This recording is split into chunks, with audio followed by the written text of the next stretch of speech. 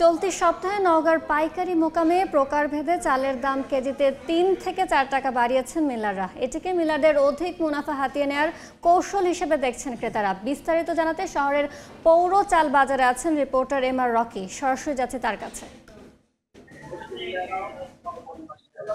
দর বৃদ্ধির তালিকায় সরু যেসব চাল রয়েছে এই চালগুলোরই দাম এখানে বাড়তি আমরা লক্ষ্য করছিলাম। বিশেষ করে কাটারি, নাজির, জিরা এই চালগুলো প্রকারভেদে বস্তা প্রতি কিন্তু 200 বা 220 টাকা পর্যন্ত বাড়ানো হয়েছে।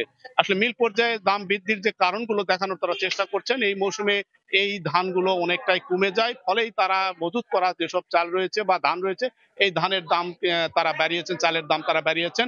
কেজি প্রতি তার প্রভাব পড়েছে কিন্তু 3 টাকা বা প্রকারভেদে 4 টাকা পর্যন্ত। এবং এই বাড়তি দরের যে উত্তাপ স্বাভাবিকভাবে ক্রেতাদের ভিতরে কিন্তু অনেকটা অস্বস্তি লক্ষ্য করা যাচ্ছে। এবং স্বর্ণা জাতের যেসব চাল রয়েছে মোটা, এই চালগুলো কিছুটা স্বাভাবিক, যদিও 55 থেকে 57 টাকার ঘরে রয়েছে, তবে সরু যে চালগুলো রয়েছে এই চালগুলো কিন্তু 78 থেকে 82 টাকা পর্যন্ত এই মুহূর্তে কেনাবেচা চলছে খুচরা বাজারে।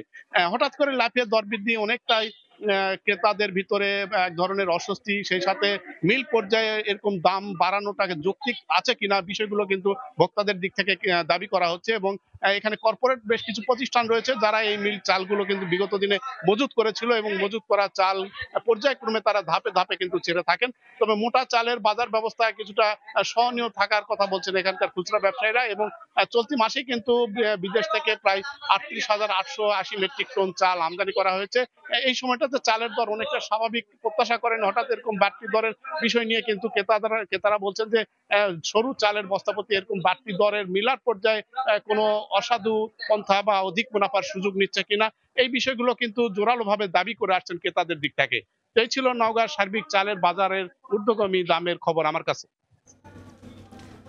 নওগাঁ থেকে সরাসরি যুক্ত হয়েছিলেন রিপোর্টার এম আর রকি।